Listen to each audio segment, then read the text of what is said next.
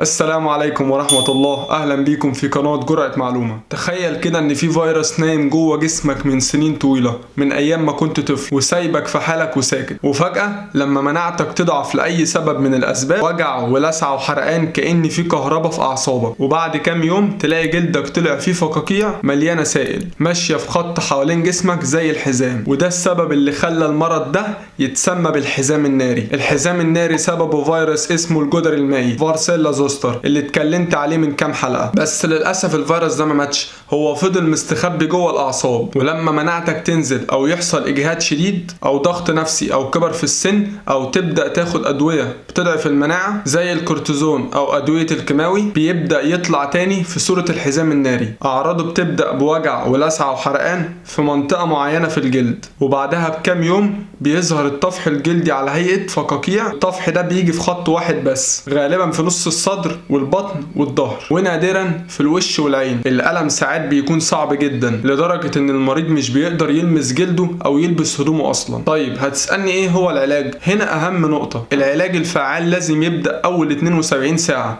يعني اول 3 ايام من بداية الأعراض. كل ما بدأت بدري كل ما المرض يخلص أسرع، كل ما الألم بيقل، كل ما المضاعفات بتقل. أول حاجة الأدوية المضادة للفيروسات زي أسايكلوفير، بيتاخد كل 5 ساعات من 7 ل 10 أيام. لو الحالة شديدة جدا أو المريض مناعته ضعيفة ممكن ياخد أسايكلوفير فايل يتاخد عبر الوريد بجرعات يحددها الدكتور في المستشفى. ولازم تاخد مسكن زي برامول أو دولبران بيتاخدوا كل 8 ساعات. ولازم تاخد ملطف للجلد عشان يقلل الحكة شوية زي كلاميل أو زينكوديرم. ولو حصل التهاب بكتيري لازم تاخد مضاد حيوي كريم زي فيوسيدين أو فيوسيكورد. ممنوع تماما فرقعة الفقاقيع أو حك الجلد علشان ما يحصلش التهابات أو تسيب أثر. الحزام الناري مش مرض بسيط، ده فيروس لازم يتلحق من بدري. أول ما تلاقي وجع وحرقان في ناحية واحدة من الجسم وبعدها يظهر الطفح في خط واحد، لازم تاخد مضاد فيروسي أول 72 ساعة. ده اللي هيفرق بين إنك تخف بسرعة أو تفضل تعاني من مضاعفات لشهور طويلة. أنا كده خلصت الحلقة،